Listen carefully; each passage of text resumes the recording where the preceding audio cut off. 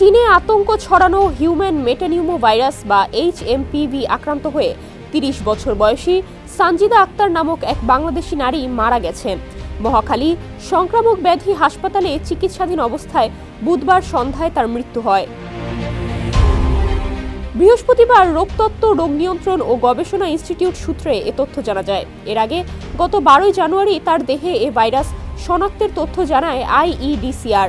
গত ৮ জানুয়ারি স্বাস্থ্য অধিদপ্তর থেকে পাঠানো এক প্রেস ব্রিফিংয়ে জানানো হয়, কোভিড-19 মহামারীর পর চীনে বাড়ছে HMPV এর সংক্রমণ, যা আরেক স্বাস্থ্য সংকটের উদ্বেগ সৃষ্টি করেছে।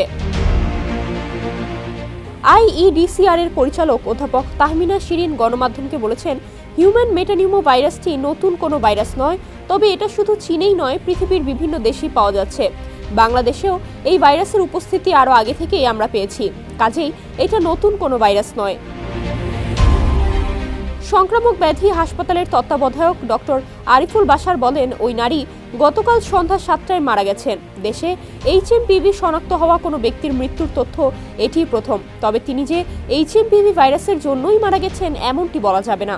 ওনার অন্য আরও শারীরিক জটিলতা ছিল, যার জন্য হঠাৎ করেই শারীরিক অবস্থা খারাপ হয়ে যায়।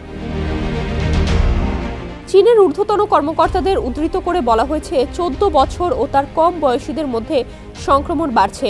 স্বাস্থ্য বিশেষজ্ঞরা বলছেন, এখনই ঘাবড়াবার কিছু নেই, কেননা চীনের সরকার বা বিশ্ব স্বাস্থ্য সংস্থা WHO কেউই এখনও আনুষ্ঠানিক সতর্কতা জারি করেনি। HMPV সংক্রমিত হলে সাধারণ জ্বর বা ফ্লুর মতো উপসর্গ দেখা দেয়, সাথে কাশি, জ্বর, নাক বন্ধ এবং শ্বাসকষ্ট হতে পারে, সাথে চামড়ায় র্যাশ বা দানা দানা দেখা দিতে পারে। তবে কারো কারো জন্য এসব উপসর্গ মারাত্মক হয়ে উঠতে পারে। শিয়া বাটার ও ভিটামিন ই সমৃদ্ধ lily glam beauty soap. Lily, always beautiful. এই ভাইরাস ভয়াবহ আকার ধারণ করবে কিনা সে বিষয়ে বিশেষজ্ঞরা কোনো সতর্কবার্তা দেননি, তবে রোগটি যাতে না হয় সে বিষয়ে সতর্ক থাকার পরামর্শ দিয়েছেন। ডেস্ক রিপোর্ট, সমকাল।